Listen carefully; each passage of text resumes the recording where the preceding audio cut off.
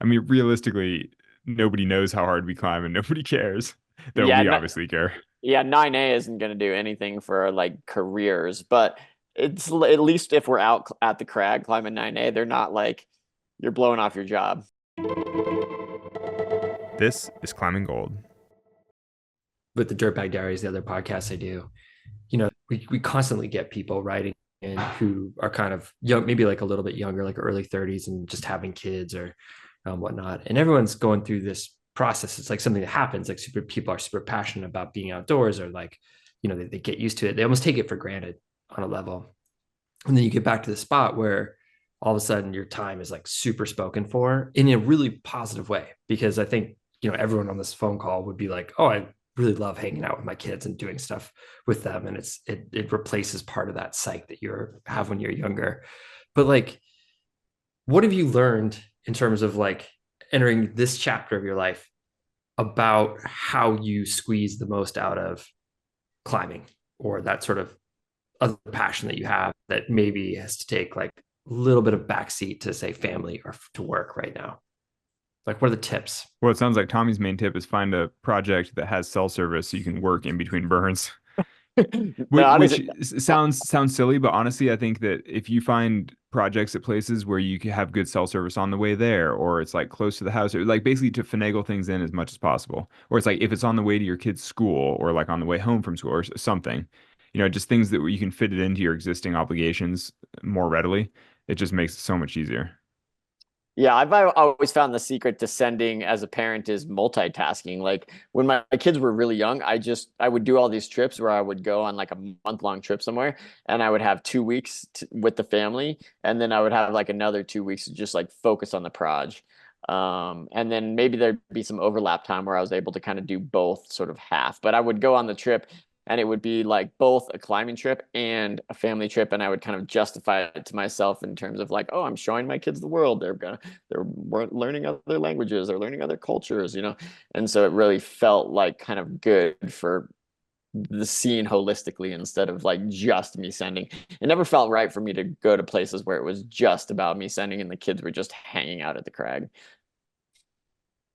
Wise words there. Gosh, I don't know. Like I so many thoughts come to my head. Like if you, it really depends on what you are. I'm gonna go all over the place here, but it really depends on like what totally drives you. Like I love climbing so much that I moved to be in a climbing town. So I've lived in Squamish. I live here in Canmore, Alberta, where there's climbing, and so that keeps me motivated because I can drive 15 minutes, hike 15 minutes, and have. There's like a new 15A that this guy put up.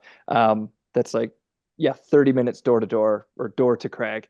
That I might. It's dead vertical. Dude, Actually, you that should should be your try it. project. What the heck? I'm like, we should all come there this summer. That Come sounds check it out. amazing. Yeah, That's our it looks scene. it looks really cool. Yeah, and he's really strong. He's got a bunch of 9As on the go right now. And it's all like max 45 minutes door to crag. And so I've committed my entire life to climbing. But I have good friends who are living back in, other places like Ontario where maybe it takes 2 hours to get to the crag or 3 hours. And they're also at their same phase of life. They've got kids, they've got jobs, they've got mortgages, they've got responsibilities. And, you know, like I feel privileged that I was able to move to a climbing location before I took all that stuff. I decided to commit to like climbing life. Like Tommy, born and raised in Estes, which totally makes sense. Alex, you live in Vegas, you have more climbing, and so that's a big part of it. If I was just like a gym climber and I got my fix through like my moonboard sessions in my garage and I was planning trips, it'd be a whole nother, you get 1 2 weeks vacation and you get to go to Vegas or, you know, I don't know, Boulder for a trip. Or you got to plan it. Like maybe you go to Font with the kids or something. But like that's just a whole nother challenge to have. I think what And you're and sorry, just where I'm going to end with this is like I am also a rock guide, and a lot of people hire me, and I'll be like, oh, they're like, oh, I used to climb, and I'm like, oh, what happened? Because you're really good, and they're like, oh, I had kids, and they like literally stopped climbing for 15 years, and now they're like getting back into it. Like it's very common where I'll be climbing with like 55-year-olds who are quite good climbers, but they're now free again. They've like, my kids are off to college. I've got a little bit of money saved up, and now they're like planning all these trips. They're like, oh yeah, this trip to Squamish is just to get me ready for Yosemite. And so they're like, it's almost like they're reliving like their 20s again, but in a whole nother chapter. So anyway, that was kind of a roundabout answer, but I don't really have like specific tips for juggling it all. I think everyone just does the best they can with what they've got. I think what you're describing though is sort of intentional life design, like structuring the way you lead your life, like choosing where you live, choosing your partner, choosing the community in which you're with, like the type of the network of support you have for raising your kids.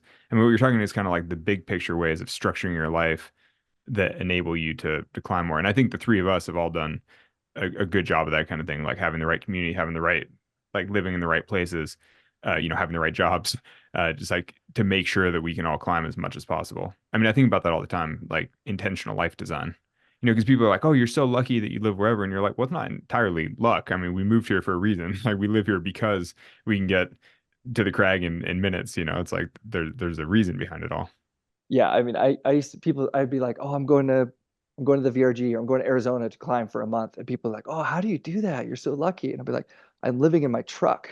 Like I make, I'm like well below the poverty line. Like that's how I do it, and I did that for like 10 years. It wasn't luck. It was just like, Yeah, it's choices. it was how I decided to live. Yeah.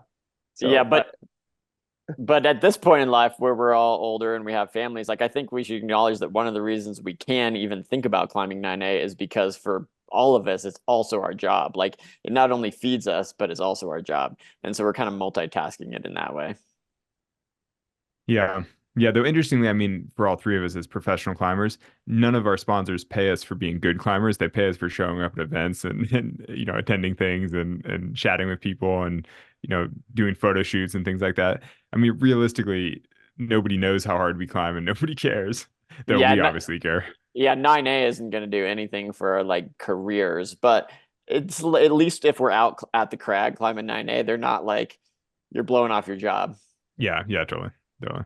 And I mean, being a decent rock climber I do feel like is an important part of being a sponsored rock climber.